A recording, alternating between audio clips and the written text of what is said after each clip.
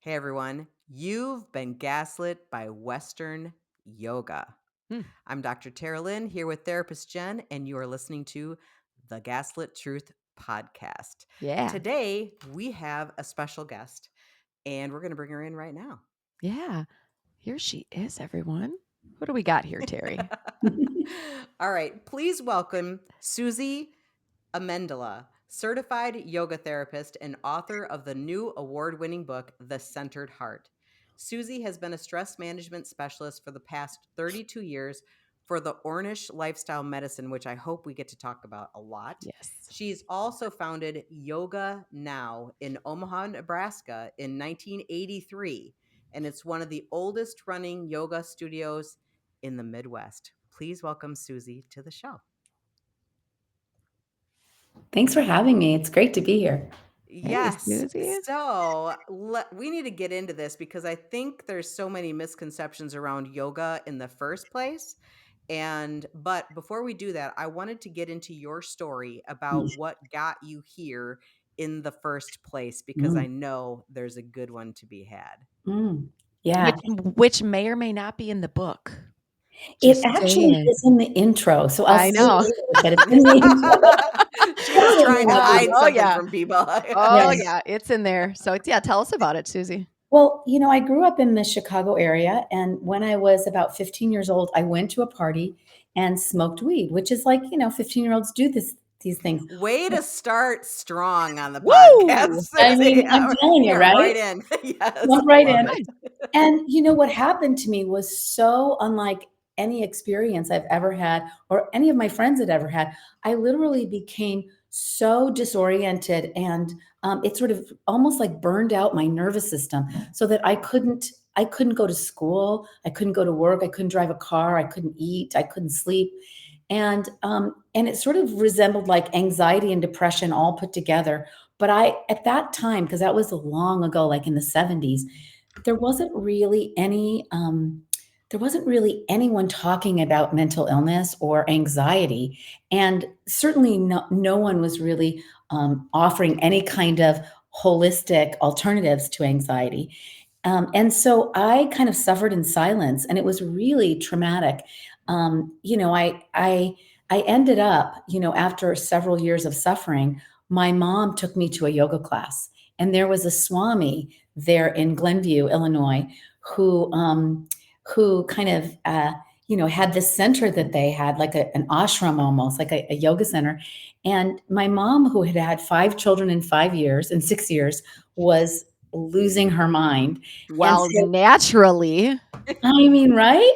So she was amazing. And so she said, hey, maybe going to yoga class would help. So I went, and it was for the very first time in a couple years of suffering, I felt relief. Just in that moment, I felt relief. And of course, at that clinic were also some kind of well-known doctors. I don't know if you've ever heard of Rudolph Ballantyne. He wrote a book called Radical Healing many years ago, but he was a fairly well-known psychiatrist, and he was there and working as a homeopath and a yoga therapist and a Ayurvedic specialist. And Oh, so wow. he was this amazing doctor who had a clinic, and part of that clinic was teaching people yoga as a way to sort of manage health and teaching them how to cook and how to eat and how to take care of themselves. So I hooked up with that clinic and also started doing yoga, and my life started to change. And the reason that I didn't I went to doctors, but nobody could really put their finger on what was happening to me. And one of the things that really scared me was I had a friend. I don't mention this in the book, but I had a friend whose mother had had a lot of anxiety and now was staring at a wall in a room in their house that none of our friends were allowed to go in because she had had shock treatments. And that was the kind of treatment that was offered for anxiety. So Yes. I just could not tell anyone. I was just terrified. And so it took me a long time to find help. And I found help in this alternative world. And it sort of threw me into all different worlds, like some chiropractors that were working with unusual kinds of therapies. But it really was the yoga that made the difference. And after a few years, of practicing, I moved to the ashram that they had moved to Pennsylvania in the Poconos. And it was this old seminary that they had taken over. And just being able to walk in these sort of hills and mountains and have this amazing food cooked for you every day. And it was Ayurvedic or yogic food, which was vegetarian at the time. And, being in community and doing meditation every day, it really slowly just started to turn things for me and life started changing. And so that was, my sort of introduction into the world of yoga. And at that time, yoga was not practiced like it is now. It was kind of considered weird and crazy. But it was my saving grace at that time. And so I sort of made a commitment to myself that I would try to teach other people. And I've been doing that ever since. So I want Yeah. to just kind of touch on this idea that it wasn't the way yoga is practiced now. Mhm. Okay. And I think that is a very important distinction because Western yoga, in my opinion, and you can correct me if I'm wrong, is not yoga. Mm. Often it is workout. Mhm. It is definitely not the same as how you were taught. And Mhm. that's why we started the show with "You've been gaslit by Western yoga." Mhm. So, what is the difference between the yoga that you were taught and that you teach and traditional Western yoga?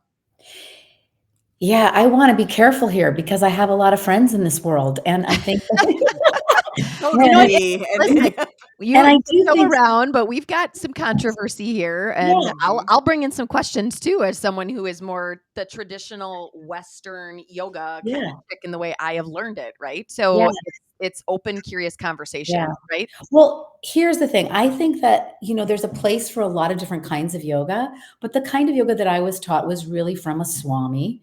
I lived with a swami, and the practices were with a spiritual tone. That there were ethical precepts that were the foundation for all of the other practices. And I think in some ways, Buddhism and yoga have both suffered in the West because the ethical precepts aren't often taught with it.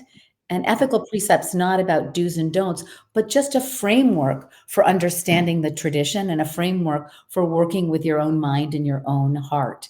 And so, I think that what we see a lot in what is now Western yoga, and it's changing, it's shifting. I see it shifting. But what we saw when it came in was this kind of athletic approach and a very competitive approach, and also an over, like what I would call um, like a micromanaging people's bodies. And to me, that's where they Yes. went off the rails. Mm, Like trying to tell okay. people, trying to Yes. touch people and move people and telling them how to move and what to move and where to move. And while there's some value to that in some ways, I think it's not the kind of yoga that I was taught. And it's certainly not the kind of yoga that I understand to be healing for things like trauma and anxiety and depression and mental health and all of the and just physical health. I often call that kind of yoga Simon Says yoga, and it's a lot like the medical world. Like I feel like the difference between yoga and medicine is that medicine is like saying everything is wrapped around an external locus of control. So the doctor heals you, the medicines heal you, the nurses heal you, but you Yeah. don't have any agency in your own health. And I feel like this Western yoga kind of did the same thing a little bit when it came in. It's like the teacher becomes, I'm going to show you instead of you have all that you need inside of you. And I'm just going to turn you towards that and help you unravel that so that you can be your own teacher. I think that it took away that self responsibility when we started telling people how to move and micromanaging their movements. And when I Yeah. teach the movements now, I talk about it in terms of health. And, in Ayurvedic medicine, which is the sister science to yoga, they say disease knocks 3 times, and when you don't listen, it takes you. And so the movements are part of listening. I The love movements, that. yeah, Yes, that actually spoke to me for just a second. it speaks Yes. to everyone. It's a very yes, Yes. thank you. It's a very profound statement, but Mm. I believe it's really true. I believe that we get I have so many participants in the Ornish program that have come to me and said, I knew something wasn't right. I just didn't listen. I knew I was sick. I just didn't listen. Or the doctor told me, it wasn't anything, or whatever their story is, they've lost agency. And I feel like that's what yoga is supposed to do, is introduce you to yourself. It takes you back Yeah. to yourself and gives you agency and healing power. And so that's what didn't come with this age of yoga that kind of moved in. It was really more about who can do what and how much they can do and how much you sort of don't listen to your body. Well, Yeah.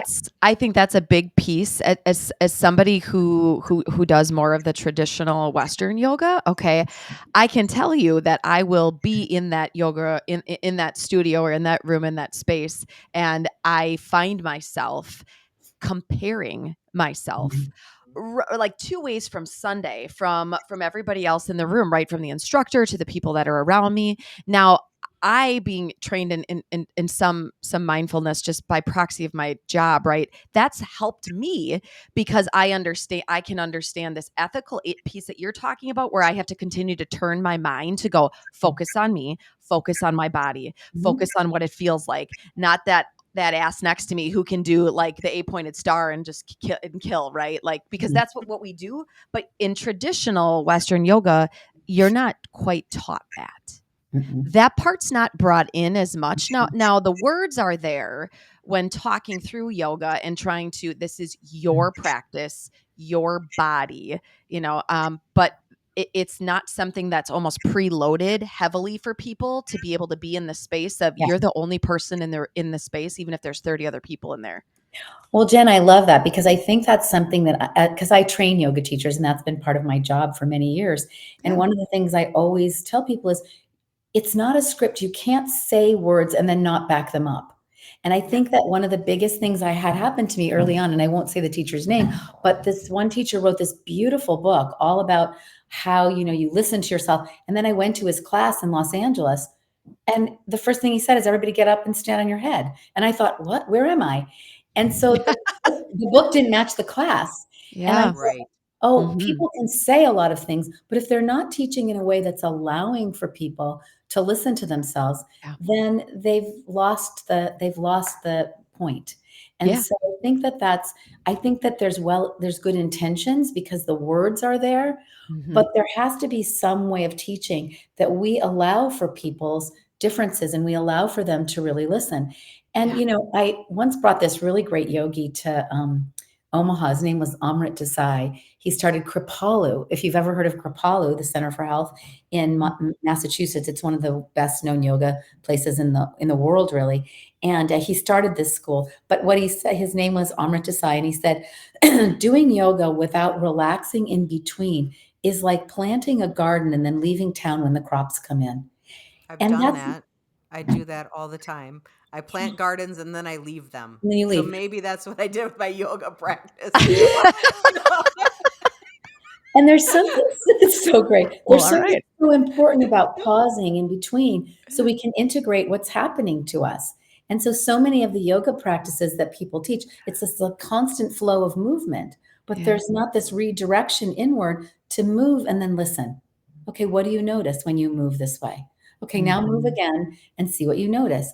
Can you move right up to your edge of comfort, discomfort? Pause there, breathe there, and does that range of comfort change? Does your comfort level expand, or do you feel like you're fighting yourself and you're sort of moving into your sympathetic nervous system, sort of Yeah. fighting yourself? So there has to be that kind of permission and a framework, a framing of how to practice for people. And I think that's missing in Mhm. yoga. And like I said, I think people are coming back to it. Long-term yoga teachers are finally getting fed up with the way that they're teaching, and they're coming back to some of these really basic ways of teaching. But it's been a long time. It's been a long haul of this kind of yoga that's like athletics. Yes, Yeah. because I want to point out, like, I don't have a small yoga body as you would see wearing leotards or, Mhm. yoga pants and doing all these You could totally crazy wear a leotard, Terry. like Just saying. the All next right. podcast I may or may not be in a leotard. All right. Anyway, but I when I think about it, it should be yoga for everybody because Mhm. it's yoga for everybody. Yeah. And that's one of the pushbacks I get a lot is that I don't have the body for yoga. Yeah. And that goes back into the yoga is for exercise, Yeah. right? And the yoga is for perception, not perception, perception, perfection, right? Mhm. Like body perfect, Yeah. Mhm. pose perfect. Yeah. So over COVID when that happened, I was bored, right? And so I got certified in yoga, okay, to be a yoga instructor, which I have never instructed yoga. I did it because I was bored and I wanted to learn more. But really, what it was here's how you do every pose, right? Here's anatomy. So we learned anatomy and then we learned posing, right? We Mhm. didn't learn pausing. We didn't learn checking in. We didn't learn any of those things. It was all very much Mhm. um, exercise almost based yoga. Mhm. Yeah. Mhm. Um, Previous to that, I used to have a clinic and we had a yoga instructor there, and her name was Heather. Hats off to Heather. And she introduced me to trauma informed yoga, Mhm. which is something that I had never seen or heard of before. And it was very, very different. Mhm. Um, Different in so much that people from my clinic resisted doing it because they would come in to do it and they expected a traditional exercise yoga class. And Mhm. that is not what she gave. And I sat in there, and hers was very much check in with your body. If moving like this feels right to you, then go ahead and move like this. Yeah. You Mhm. know, that type of stuff. And I got complaints. She's not teaching yoga, she's not all these things. And I'm like, actually, she is, Mhm. Yeah. actually. And so I'm like, so then I didn't do a very good job of educating what it would look like differently, than what traditional yoga is. And so I was really grateful to have that experience as something entirely different. Mhm. Yoga for everybody. Yeah.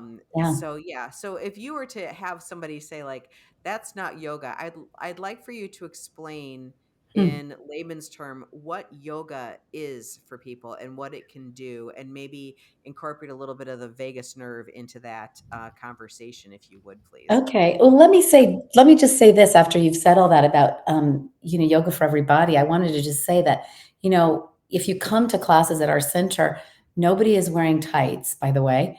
People come in their jeans, they come in baggy clothes, they come in a sweatshirt, they come and we have bodies of all sizes, all shapes. We have people of all ages.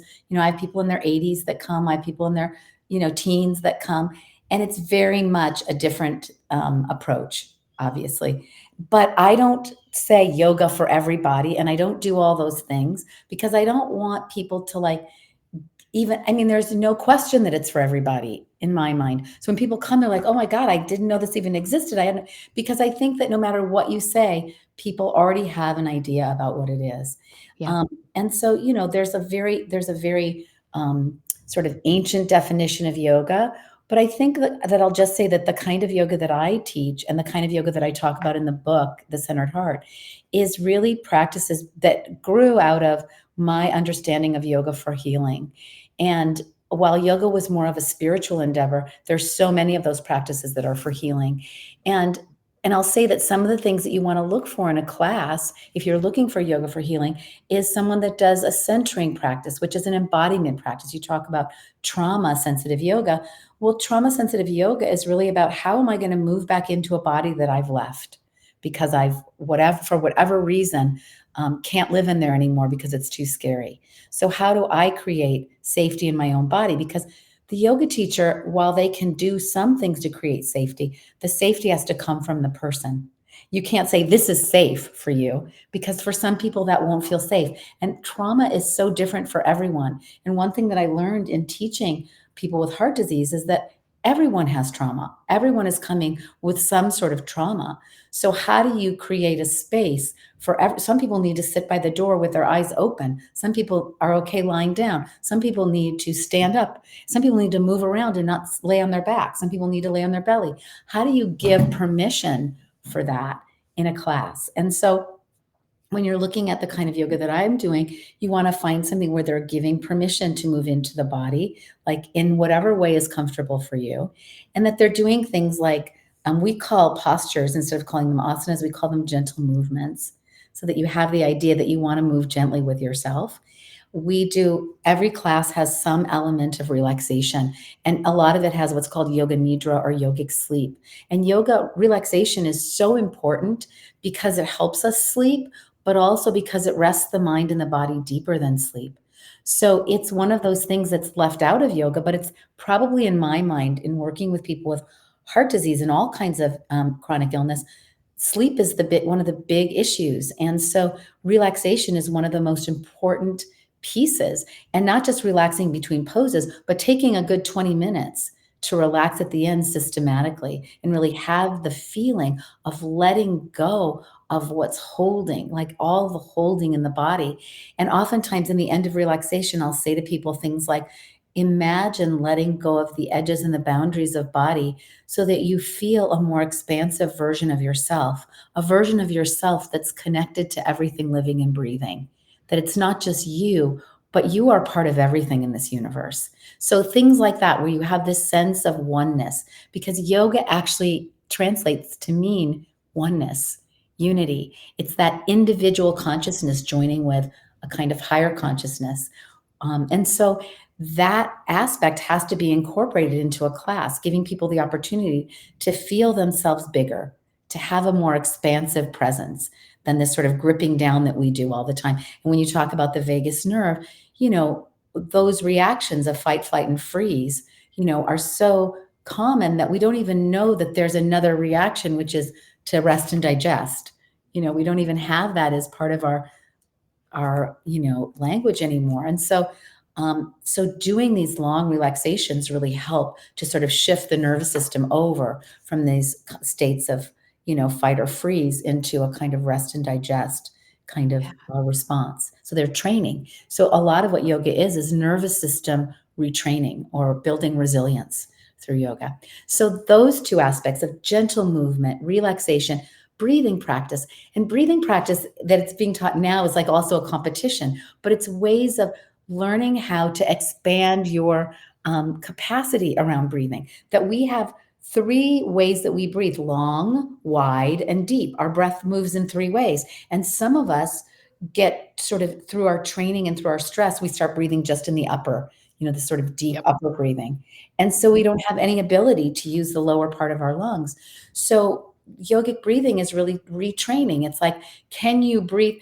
And it's not like there's a right way to breathe. Like, I love this sort of thing everybody's talking about, is square breathing. I think that's like one of the worst things that's ever happened to yoga, because everyone thinks that's the answer. That's how you breathe. Yeah. Oh, yeah. I just gotta giggle because that's like one of the first things we get trained in Yes. as clinicians, right? Amazing. It's like the taboo, stereotypical breathing. Like all the Yes. clients that I get, they're like, "I did my square breathing and it's not effective." I'm like, "Well, no shit." Yeah. Yeah. I mean, and there's so many aspects to breath, like how we breathe affects Yeah. how we think and feel, and how we think and feel affects how we breathe. And so we have this one little part of us that can happen automatically. The autonomic nervous system takes over, but we can also, with our minds, affect our breath. Like, that's crazy. So, this ability to shift our nostril dominance, like we breathe an hour and 45 minutes through one side, and then it shifts to the other side. Mhm. It's just a little subtle switch, but we have that going on all the time. And to sort of understand that science of breath, and if your right nostril is blocked all the time and you're breathing predominantly left, you might experience more depression. And if you're Yep. breathing predominantly right, you might experience more anxiety. So Yes. how do you bring that into balance? Well, there's practices for that, Mhm. but they're not the end all be all practices. So it's like it's a subtle kind of training ground around yoga, that to understand when to use what and what helps what would help what. And, so square breathing is certainly one thing you could do, but there's about 400 other things you could do I around know. breathing. Yeah. And I know. just learning. Bash square breathing, but it's such the fact you said that, it's just Yeah, the one thing that we all get like Yeah. thrown at us as clinicians, yeah, right? For yeah, good breathing technique, and it's so far from the truth. There are so many yes. other things. And Yeah. there's nothing wrong with that. It's great training, but it's not everything. And so I think that, so that breathing, seeing that there's an element of breathing practice in a class, and then meditation, which is so interesting, because if you ask me what is yoga, well, yoga actually is meditation. But people always say, I did my yoga and my meditation. I'm like, they're the same thing. Yoga, Yes. all of those practices, like yoga postures didn't exist 200 years ago. The Yeah. practice of yoga, when they said posture, they meant a posture that's steady for meditation. They didn't mean all these. I didn't know that. Yeah, that's a That's new new thing. information. Postures are Yep. new. And so they're great because they're helpful for delivering. They can unblock patterns of energy, so that for trauma, they can start to loosen things and sort of unglue us from all this stuff that's happening. But they're a newer thing. And so it's a really, breath is, more refined, but meditation is what I always say that yoga postures and breathing are a way of romancing the mind into meditation. That's really what their goal is you're getting rid of tension so that you can sit still and you can have an experience of oneness. And so meditation is really part of every practice. But if you go to a yoga class, I bet you've probably never been taught meditation. But that No. should be part of every yoga class because the relaxation delivers you right to the doorstep of meditation. There you are. And you're Mhm. sitting in this practice that's all about unification and seeing yourself as whole. And so that's where healing happens. Healing happens in that moment. So it's really interesting to me that people kind of run after things, but then they don't sit and really experience what that is that's healing. Well, I think it's because we like structure, Mhm. right? Yeah. So yoga posing is structured. Do Mhm. this, do this, do this. Whereas meditative breathing it has a framework, but you could do meditative breathing anywhere you are. Like, Mhm. you don't have to do a certain pose to do it. You can just be, right? Mhm. And I think as society people, we like that structure. We like a beginning, a middle, and an Yeah. end. And we like to know that we're doing it right, you Yeah. know? And I So, think that's why postures became such a big part of yoga. And they mhm, also are really helpful. They're really healing in some ways. But I mhm, think that what's really interesting is that, postures can unlock blocks, but they can create them too. And same with breathing, like breathing, you can use breath. Like I'll always say to people, like imagine, go through your body and just notice where there's places that you feel blockage and see if you can make that area breathe. Let that area itself breathe. And as you're breathing, let it just gently unwind and let the tension in that area dissipate and let the breath carry it away. Like it's like you're unwinding with breath. And so you can do a lot with moving energy in the body just by directing your breathing certain places. Someone who has asthma, you don't tell them to take a deep breath because they can't breathe. So you say, why don't you take your energy down into your feet and just feel as if your feet are breathing? And it takes all the energy away from this fear that's happening here and it moves it down and starts to relax the lungs. So there's different ways to approach different things that actually Mhm. can help people. Yeah.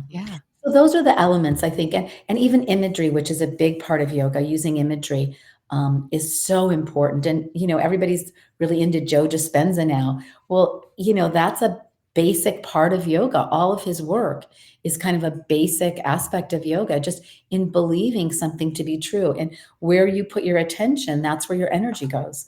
So those qualities, all of those are chapters in my book: the postures, breathing, relaxation, meditation, imagery. Those are all aspects of yoga that you want to look for if you're looking for this kind of yoga that's particularly healing. Mhm. mhm. Yeah. Yeah, so can you jump into, and I don't know, Terry, if you were gonna go here or not, 'cause I saw you were just about to Go ahead. ask something. I was gonna ask if you could lead a little bit into sharing with us more about what the Ornish program is. Oh, sure. Yeah. So, Yeah. okay, great. Yeah. So, in 1993, I went to work in this program. They had called me because they were doing a lifestyle change program for people with cardiac disease. And Dr. Ornish had started his study in California, where he was working with people and saw that doing lifestyle changes actually could stop and reverse heart disease.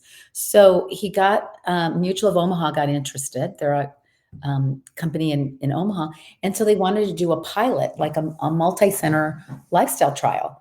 And so they decided to do it in Nebraska. And so they called me up and said, "Hey, you're the only person we know that lives here that has this kind of training." Because there was yoga happening here, like Iyengar yoga and yoga that wasn't inclusive of all these other aspects that we've talked about. Mhm. And so they said, would you come work for us? And I said, absolutely not, because I had no interest in working in a hospital because I had felt gaslit by Yes. doctors. So I was like, Mhm. there's no way I'm working in this program. So I went back to my life, and a month later they called me again and said, like, what would it take for you to work in this program? And of course, I said, I just can't imagine this. I lived in an ashram, and they said, well, the woman who is working with us now was a swami in an ashram, and she teaches this. And I was like, really? So my ears kind of went, Hmm. and then they said, how much, the hospital called and said, how much money do you need? We'll give you $7. I'm like, forget it. And then they said, just name your price. And I thought, well, I'm going to say something outrageous. It was in 1990. I said, $7 though, that's still a little cheap in 1990. it was. And I I said mean, 75. And they said, okay. So they went from 7 to 75 in 5 minutes. And I said, okay, I'll do it. And so the program was really the most, it changed my life. It's the most amazing program. So it's actually a program of 5 components.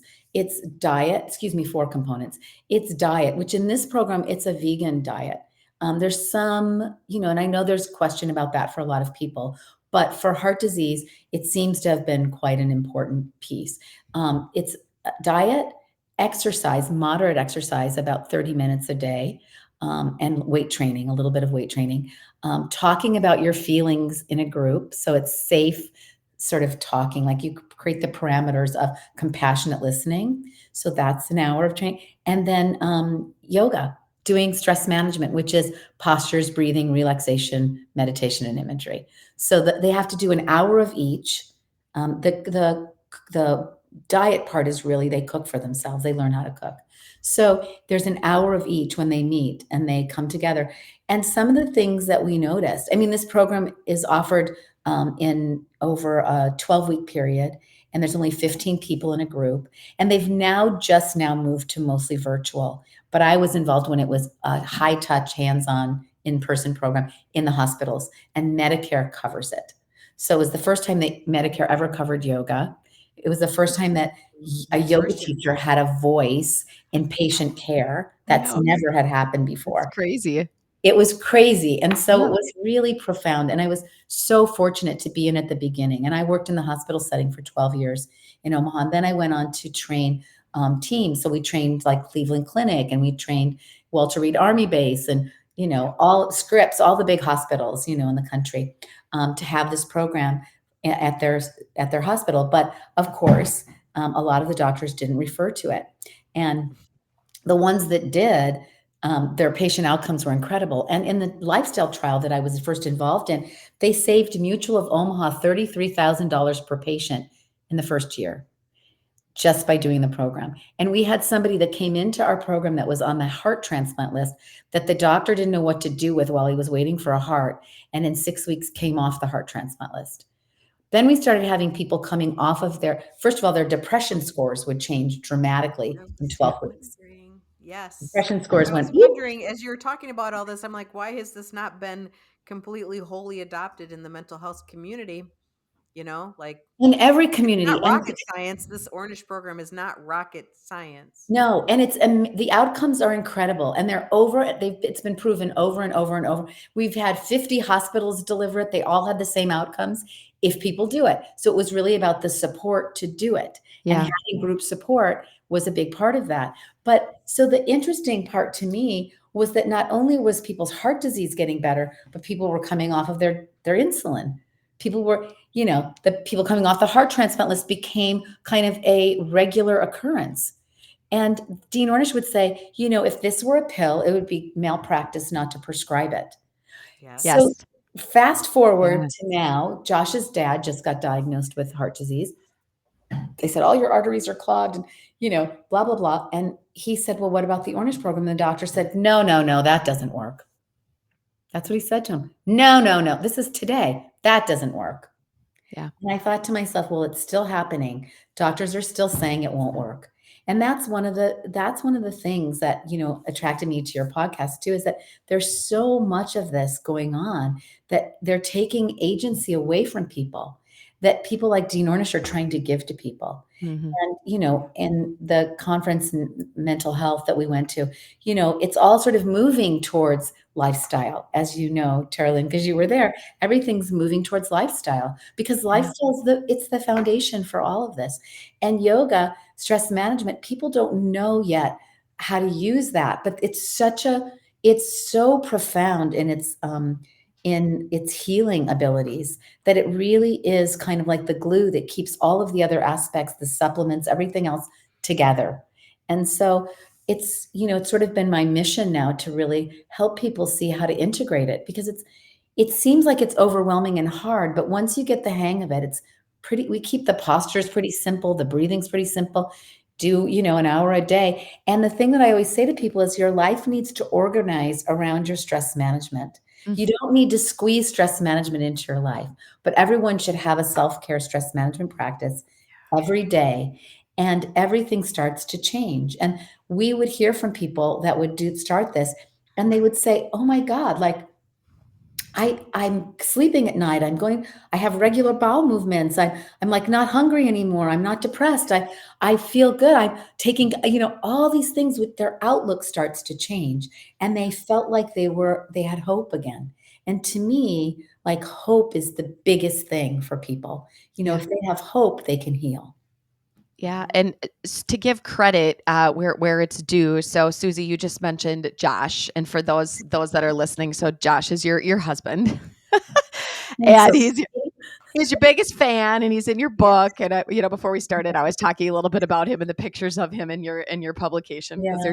I just think it's cute, right? After getting to meet him, so he was on our podcast too. He said something I thought was very profound, and you just said it again with in different words. He said to us, 80% of functional medicine is lifestyle. Yeah. Mhm.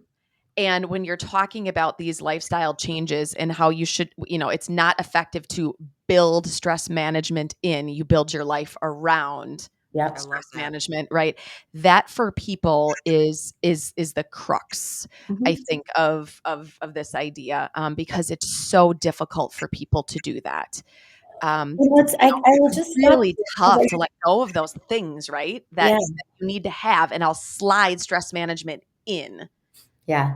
And I think that's the biggest issue. I'll just say like 75 to 90% of doctors' visits, this is the CDC says, are for stress related illness. Mhm. 75 to 90% Oh for yeah, that's stress like related all of illness. it. It's All all of of it. it. Yeah, just throw So 100 on it. yeah, and then how do we, and the truth is, we all spend time on in the morning on social media. Maybe not social media, maybe Substack, maybe a podcast, maybe this, but everybody has time. There isn't any. I've met people that work so many hours and they can still manage to do stress management. It's like we have time to brush our teeth, we have time to take a shower, we have time to, so it's what you value. And I think that that's the piece right there is that people need to be able to value it and understand that, we've been valuing being busy over being relaxed. And I say this in my book, but I think it's really funny. Like nobody ever says, "Hey, great job on that heart attack. Great Yeah. job on high blood pressure. You are Yeah, killing it." yeah. Nobody ever says that. Like that's not. And when people are on Maybe their we should start deathbed, saying that, they and then people will be I like, love it though. It's such a strong, bold statement that has so much meaning behind it though. When you it's so say it that true. way, and that's how we live, Yeah, right? We we do. live anxious lifestyles. Yeah, and when Like, people are on their deathbeds, they yeah, never say, "I wish I would have worked harder." yeah, Never does that come out of anyone's mouth that I've ever been with while they're or wish dying. I had more anxiety and stress. No, yeah, no one Don't ever you think says so? that, right?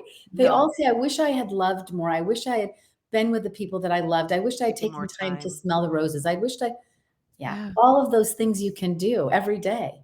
yeah. Let me So ask you a quick question. So, mhm, when I think of traditional yoga practices, I think of going to the gym, spending an hour there, getting, all these things. So, when we say anybody can do this, anyone can build this into their life and into their day. mhm, Okay, and I have a feeling I know what you're going to say, but like if you could like put this down and say like, listen, if you have X amount of minutes a day, you can mhm. build yourself a stress Yeah. management practice, Yeah. what would be the very, very, very smallest amount with the biggest bang for your buck, do you think? Well, I just put together a program because people always ask me this question. You're asking me something that people really want to know. There you And, go. we say, in the Ornish program, when you're reversing disease, it's an hour. But I have a program that's 30 minutes for 30 days. And it's just a little training program that has all of these elements over the 30 days that you do. One day you'll do a few postures and a little breathing, and the next day you'll do a little relaxation and meditation and another. So, I say 30 minutes, but here's the other thing. I also think that when people say you can do all it takes is 3 minutes, it doesn't take 3 minutes because your nervous system needs time. Right. Yeah. Same thing with meditation. You can't sit in meditation and expect to reach that place because our minds are just so filled with stuff. So what happens is you sit for meditation and you start hearing like jingles, and then you start reliving the conversation you had with your mother-in-law, and then you're sort of screaming at your husband or your kids, or Mhm. in your mind. And so then by the time you're done, you're like, that was nothing. I just screamed at Yeah. everybody in my head. And so Yeah. it takes a That's little funny. time and practice for that to not happen every time. And Yeah. so Yes. it's sort of like you need a little bit of like a runway, Mhm. So doing a little postures before you meditate, doing a little breathing before you meditate sort of sets you up so that you can do it. But doing it every day allows you the depth of that experience. So that if you've got a 30-minute a day practice of some kind of either meditation or breathing or postures, then when you feel stressed in the day, and usually you won't feel as stressed. That's the other thing, is most people realize that they don't feel as stressed as they used to. They're like, they don't have to do anything in the day because they're doing this practice every day. But if Yeah. you feel some kind of stress, doing a 3-minute alternate nostril breathing or a 2-minute pose at your desk where you're just moving your neck or shrugging Yeah. your shoulders connects you back to the deeper practice that you have, the daily practice, and it actually works more effectively. Those short little sessions really work dramatically well because you have a regular practice that you do. Mm. So Yeah. I think a 30-minute practice, Yeah. everyone scrolls social media for 30 minutes. Come on, be serious. Almost everyone. So what Mhm. if you just got up first thing in the morning and for 30 minutes you did some breathing, a little bit of meditation, a couple of movements, and then you were set for your day. You're kind of aligned. Yeah. So I feel like it's a subtle practice. It's hard to keep up with, but you're right. Everyone can do it. And even if you did 30 minutes, or some people it's 20 minutes, start Mhm. there, and then the more Yeah. you do it, the more time you'll want to spend. And so like I spend, I walk with Josh every morning. We do a 30-minute, 40-minute walk. He does like an hour and a half, but I join him part way. But we do a walk and then we do meditation, and I do some postures, and he sometimes does them with me, and then we cook for ourselves. And so this whole lifestyle thing, it's once you're in it, it so flows and Mhm. life flows and things seem easier. And I always say to people, like, once you have your life set up like that, it's almost like you find yourself in the right place at the right time with the right people in the right circumstances, and life has a kind of flow to it that seems graceful and easy. And I Yeah. think that that's what these practices do, is they set you up and they put you in that part of your nervous system, right? The parasympathetic nervous system, where you can kind of move through life a little more elegantly and a little more gracefully. So I have a Yeah. question. How can people get a hold of this 30-minute yoga practice that Oh, you're doing? Yes, please we go have ahead. Give it. yourself a little pitch here because I'm Yeah. ready Thank for it. you. Yep. It's up on our site. It's called yourcenteredheart.com. And you can buy the book. And the book is like 20 some dollars. And in the book, you can get a little QR code to free practices. And then you Oh, can also buy practices. The 30-day program is there, but the 30-day program is up on the website too. nice. Because I'm just listening to you going, I feel like I'm in your meditative group now. You have Yeah. such a Are we voice doing about this? you. We're in Yeah, it. yeah. I know. I know. You I'm know, like, I'm sitting there Yeah. breathing like, oh, her voice is so so calming. there's something you said Susie, that I think is really important, because I think we have a lot of listeners who may be in a position similar to mine, and that you may have you're starting to learn about yoga. You're trying Mhm. to develop what it is for you in your own practices.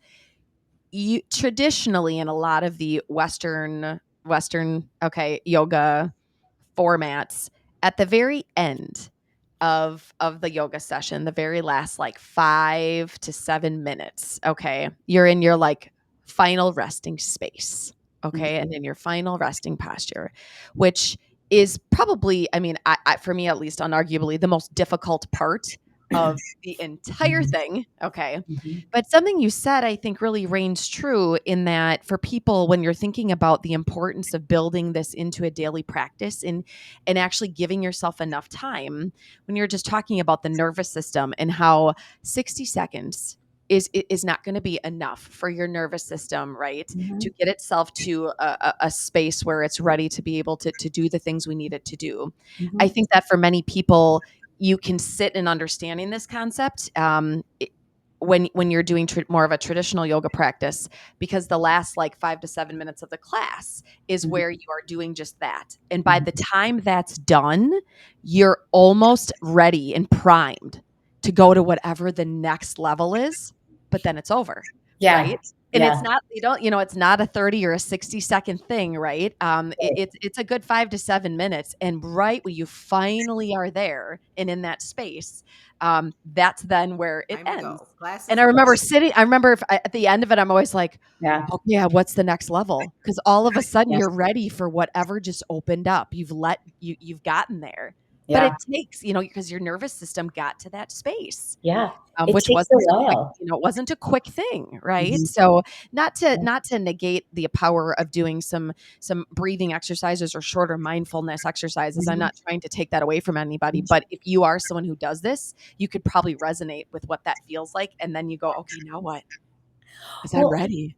yeah, there's a couple things I wanna say to that. Do we have time?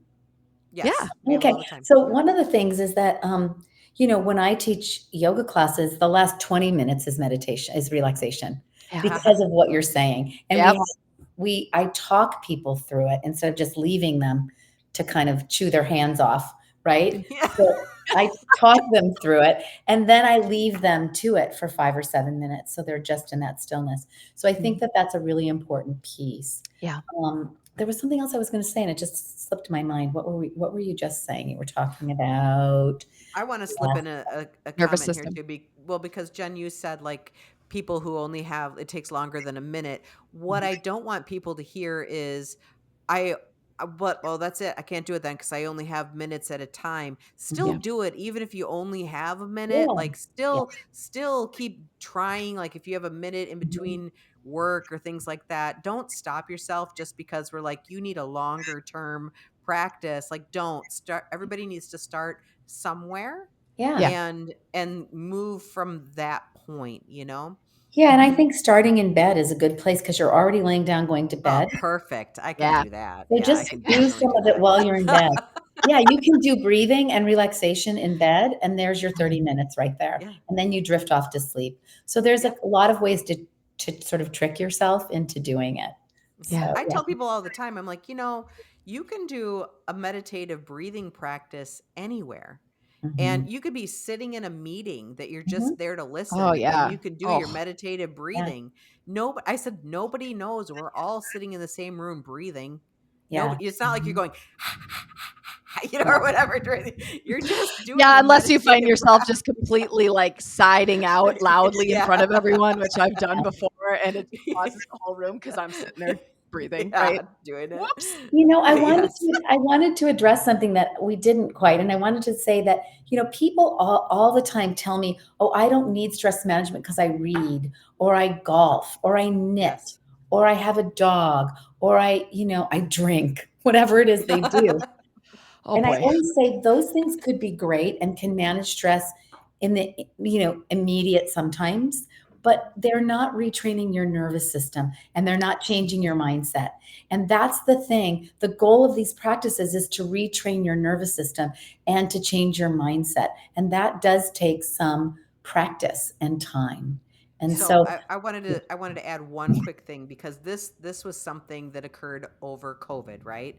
Suddenly we have a tendency of outsourcing all of our self-care and our stress management, like to massage therapists or getting your nails done, or doing all these things. Then COVID happened and nobody knew how to self-regulate because mhm, we outsourced it to everyone, or even Yeah. going to a yoga class or Yep. a gym. You know what I mean? It was all outsourced, and it made clear, perfect sense to me that we have a lot of work to do into teaching people how to not outsource your self-care anymore, but to rely on yourself and your internal stuff. Yes. Go ahead. I love what you just said. We outsource our self-care. Can I steal that from you? I will Please go quote you. ahead. I Yeah, love that exactly. so much because I think that's exactly what we do. We think Yeah. somebody else is going to fix us. And that's a very medical model. The Yep. medical Yes, it model is. trained Yes. us to outsource our self-care. So Yes.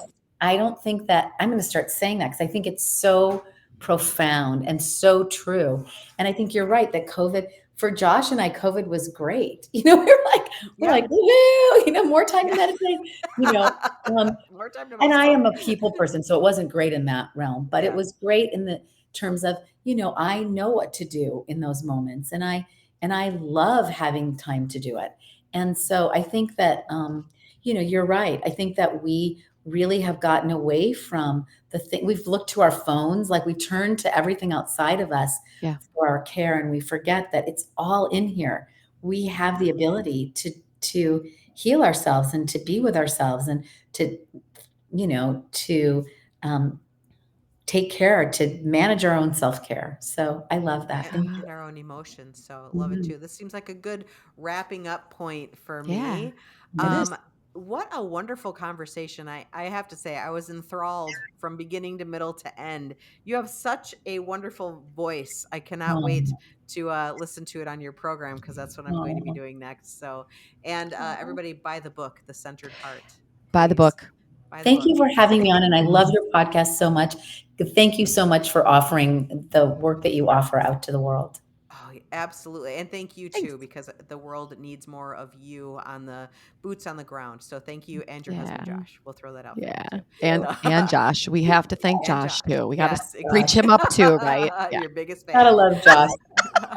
All right. If you guys have hung out with us this long, make sure you like, comment, share, subscribe, and send us your Gaslit Truth stories at the Gaslit Truth Podcast at gmail.com. Until next time, we're out. Thanks everyone.